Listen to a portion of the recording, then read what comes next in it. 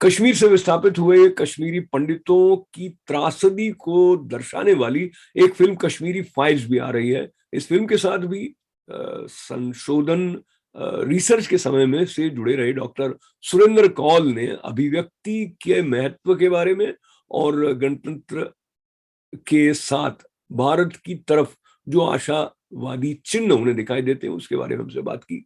पेश है बातचीत का ये अंश।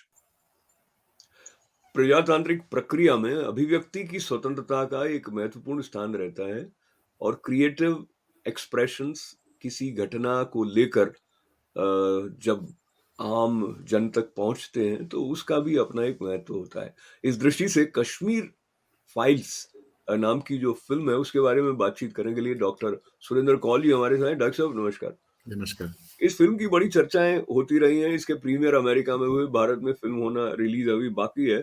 क्या इम्पोर्टेंस आप समझते हैं कश्मीरी फाइल्स फिल्म की कश्मीरी होने के नाते? थैंक यू अशोक जी, ये अपॉर्चुनिटी देने के लिए।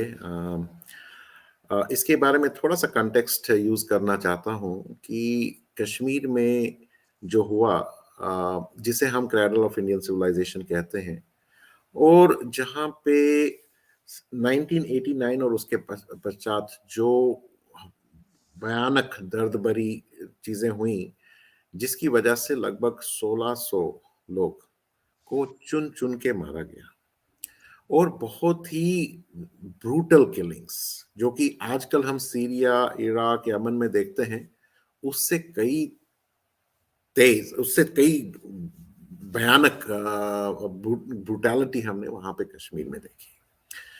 और ये जो जेनोसाइड और एथनिक क्लिंजिंग हुआ, अभी तो 32 साल हो गए, इसके बारे में कोई चर्चा नहीं थी। ना तो हमारे भारत के निवासी को मालूम था इसके बारे में, ना तो मीडिया ने इसके बारे में कुछ कहा, ना तो पॉलिटिकल सिस्टम ने कुछ कहा। तो ये इतनी बड़ी हिस्टोरिक घटना इंडिपेंडेंट इंडिया में घटी, और इसको एक रग के नीचे कर दिया ताकि कोई ना सुने इसके बारे में जो कुछ हुआ, कहीं कुछ हमारे भारतीय लार्जेस्ट डेमोक्रेसी को स्टेन ना पहुंचे, तो वहां पे दबा के रख दिया इसे।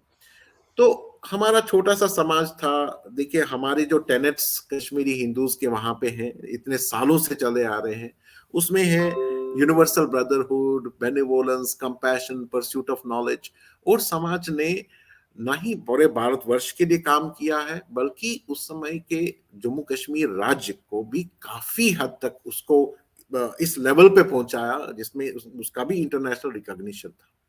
और इसी समाज ने, जिनने बिल्कुल हार्मनी के साथ हर एक के साथ रहते थे, और ये जेनोसाइड और एथनिक क्लिंजिंग का शिकार हुआ और किसी को इसके बारे में मालूम ही नहीं चलने दिया, तो हमारे समाज को ही अपने कंधों पे ये बर्डन उठाना पड़ा कि हम इसके बारे में जागरूकता पैदा करें। जागरूकता not with the intent of hate, कि किसी के प्रति नफरत फैलाएं, मगर ये एक हिस्ट्री का इंपॉर्टेंट एलिमेंट था जो कि इंडिपेंडेंट इंडिया से में आना था। ये क्या हुआ इसके बारे में जागरूकता लानी थी। तो ये क्योंकि कॉम्प्लेक्स इश्यू था, वोट बैंक नहीं है, हम वॉइसलेस है, पावरलेस है, तो मगर हमने धैर्य नहीं खोया।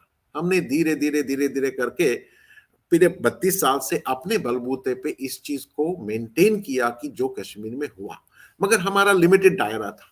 हमारे ये प्रयास चलता था कि देखिए, बॉलीवुड एक मूवी का जो इम्प्रिंट किसी के मन में होता है बहुत स्ट्रांग होता है। तो हम ये कोशिश कर रहे थे कि किसी बॉलीवुड के माध्यम से ये प्रोजेक्ट लिया जाए और जो वहां पे हुआ इसके बारे में बताया जाए। तो मगर हमको सफलता ज्यादा नहीं मिल रही थी। हमारे समाज के कई जो कि इस लाइन में हैं, उन्होंने काफी अच्छा प्रयास किया, कुछ उसको उजागर करने के लिए सफल भी रहे, मगर बड़े पैमाने में थोड़ा डेफिशिएंसी था। तो इसमें अभी हमारी चांस मीटिंग हुई 2018 में, विवेक जी आए थे ह्यूस्टन में, तो वहां पे उनसे चर्चा हुई, और उस चर्चा के दौरान एक स्पार्क कश्मीर फाइल का 2018 में ह्यूस्टन में चालू हुआ। और इसको लेके फिर उन्होंने पूरा कश्मीर फाइल्स का जो फाउंडेशन था, उन्होंने लगभग 700 टेस्टिमोनियल्स, जो फर्स्ट हैंड विक्टिम्स हैं, जिनने अपनों को खोया, किसी ने किसी के फादर को मारा गया, किसी के मदर को मारा गया, किसी के ब्रदर को मारा गया। ऐसे सभी फैमिलीज के साथ विवेक जी और पल्लवी जी ने फर्स्ट हैंड इंटरेक्शन करके 700 टेस्टिमोनियल्स इकट्ठा किए, और उसके बेसिस पे और रिसर्च के बेसिस पे उन्होंने इसका एक स्क्रिप्ट लिखा, और उसके बाद में उसकी शूटिंग वगैरह करी, और आज वो फाइनल प्रोडक्ट पूरा तैयार है, मगर कोविड की वजह से डिले हो रहा है। अच्छा, मगर जी माफ़ी जी चाहता हूँ। जी, कॉन्टेक्स्ट हमारे दर्शक समझ गए होंगे। मैं बहुत ब्रीफली आपसे ये जानना चाहता हूँ कि जो आपने पूरी रिसर्च के बाद में, सारे इंटरेक्शन के बाद जो फाइनल फ़िल्म आपने देखी, तो क्या आपको लगा वो रेज़ोनेट करती थी जिस तरह से आप चाहते थे कि डिपिक्शन होना चाहिए? और दूसरा, आपने ये भी कहा कि आप ये नहीं चाहते थे कि हेट फैलाई जाए, लेकिन जो कुछ घटनाक्रम हुआ उसमें किसी न किसी की तरफ तो उँगली सीधे-सीधे जा ही रही है। तो उसमें प्रेम बढ़ने की चांसेस तो बहुत ज़्यादा मुझे ऐसे दूर बैठे हुए नहीं लगते हैं। क्या आप सोचते हैं प्रेम बढ़ना कैसे हो सकता है इसमें संभव? पहला क्वेश्चन आपका, क्या जस्टिस हुआ जो मूवी देखी है?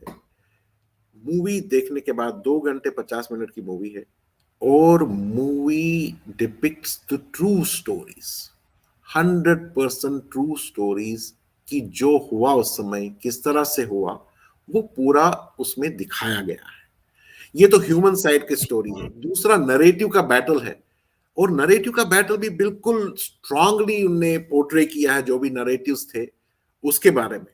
और पिछले 700 साल का जो हिस्ट्री है, इतिहास है कश्मीर का, उसको 2 घंटे 50 मिनट में रैप अप करना, और फिर उसका इतना बड़ा इम्पैक्ट होना, दिस वॉज अ मैजिक। और brilliantly directed movie, brilliant script, brilliant artist acting, brilliant music, जो सॉफ्ट म्यूजिक होता है, और cinematics, very powerful cinematics. I think he has done 100% justice with this subject, and उससे हमको काफी संतुष्टि हो रही है, और we are very thankful to him for doing this magic for us. तो ये जो मैजिक हुआ है उसको लेते हुए ये कामना की जाए कि अधिकाधिक लोग फ़िल्म देखें, समझें कि ये इश्यू है क्या और ये दर्द, ये पीड़ा क्या है।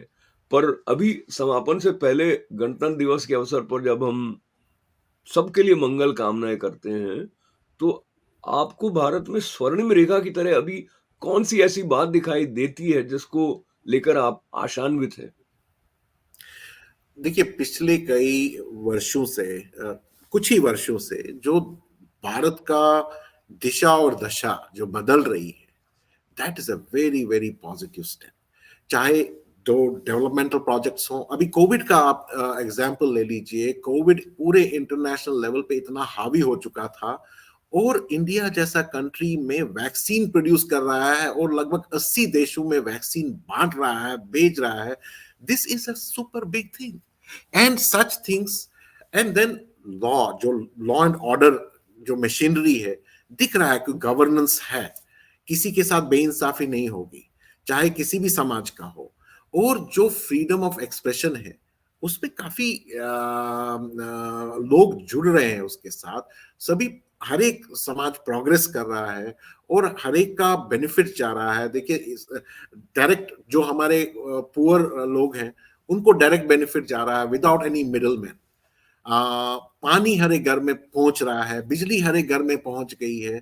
देखिए, इंसान को रोटी, कपड़ा, मकान और रोजगार मिलना चाहिए, और डॉक्टर जब इस सुनील पे फोकस जी, चल रहा है, सॉरी। डॉक्टर सुनील कौल, आपने जो ये बिंदु बताए हैं वो निश्चित रूप से उत्साह बढ़ाने वाले हैं और सकारात्मक सोच रखते हुए भारतीय होने के नाते, भारतीय मूल का होने के नाते जो 26 जनवरी के अवसर पर हमारे भीतर एक गर्व का भाव होता है, उसको लेके और अच्छा अपनी-अपनी भूमिका जहाँ-जहाँ हम निष्ठा के साथ निभाएँ, ऐसी कामना और विश्वास के साथ में आपके साथ हमारे दर्शकों तक भारत माता की जय। जय। धन्यवाद। बहुत बहुत